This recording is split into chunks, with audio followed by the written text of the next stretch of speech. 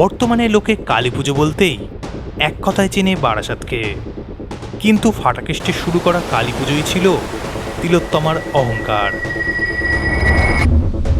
নবযুবক সঙ্গের এই পুজোকে সবাই ফাটাকেষ্টর কালী পুজো নামেই চেনে। সালা মারবো এখানে, লাশ পড়বে শ্মশান। বাস্তবে এমন কথা শোনা যেত কিনা কলকাতার ডন ফাটাকেস্টের মুখে তা জানা নেই, তবে তার ভয় এবং দাপটে সেই সময়কার বড় বড় অভিনেতা এবং অভিনেত্রী উপস্থিত থাকতে বাধ্য হতেন তার পুজোয়। সে বাংলার গর্ব উত্তম কুমারী হোক কিংবা বোম্বে বিখ্যাত অমিতাভ বচ্চন, এমনকি শোনা যায় আর.ডি. বর্মনও তার পুজোয় উপস্থিত থেকে পুজো আরও বেশি জাঁকজমকপূর্ণ করে তুলত। তার আসল নাম ছিল কৃষ্ণচন্দ্র দত্ত।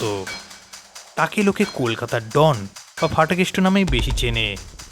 তাকে যেমন অনেকে ভালোবাসত তার সামাজিক কাজের জন্য, এবং তার জন্য তিনি যেমন রবিনহুড উপাধিও পেয়েছিলেন, তেমন বহু মানুষ তাকে ঘৃণার চোখেও দেখতেন। যা হোক, সেসব কথা। আমার স্ট্রিটে ফাটাকেস্টের পুজোর সঙ্গে পুজোর বেশ রেশারেশি ছিল। তখন সময়টা ছিল নকশাল আমল। কলকাতার সব বড় বড় পুজো মণ্ডপই নিঝুম, এমনকি আমার স্ট্রিটেও সেই জৌলস দেখা যাচ্ছিল না। পুজোর বেশ কয়েকদিন আগে দেখা গেল কলকাতার সমস্ত পুজো বন্ধ হয়ে গেছে, কিন্তু সব বাধা বিপত্তি কাটিয়ে শেষ পর্যন্ত প্যান্ডেলে পৌঁছলো ফাটাকেস্টের মা কালী। তার সময় বিশাল জাঁকজমকের সাথে কুমোরটুলি থেকে পুজো মণ্ডপ অবধি বিশাল শোভাযাত্রা ও জাঁকজমকের সাথে ঠাকুর নিয়ে আসা হতো। কিন্তু কাল অনেক পরিবর্তন হয়েছে, এখন ফাটাকেস্টও নেই, তাই তার পুজোর জাঁকজমকও অনেক অংশ কমে গিয়েছে। কিন্তু তবুও মা এখনও সুন্দর শোভাযাত্রার মাধ্যমে প্যান্ডেলে আসেন। দুর্গাপুজোর পর কালী পুজোর 10 দিন আগে কুমোরটুলিতে মায়ের চক্ষুদান সম্পন্ন হয়। এখনও ফাটাকেস্টের মা কালী কুমোরটুলি থেকে না বেরোলে অন্য কোনো মূর্তি কুমোরটুলি থেকে বেরোয় না। তবে এটার পিছনে কি কারণ আছে তা জানা নেই, তবে মনে হয় সমীহর থেকে ভয়টাই এখানে মূল কারণ ছিল তখনকার দিনে।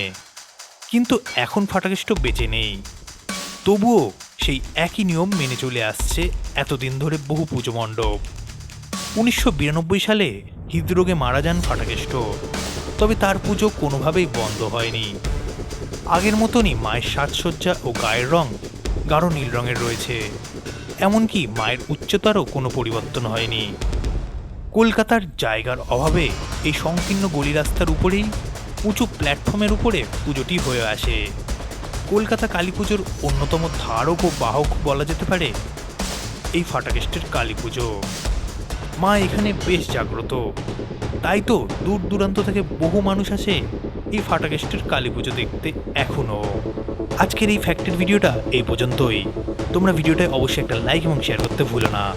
তোমাদের সাথে আমি আবারও ফিরে আসবো এরমই কোনো ফ্যাক্টের ভিডিও নিয়ে। ততক্ষণের জন্য সঙ্গে থেকো।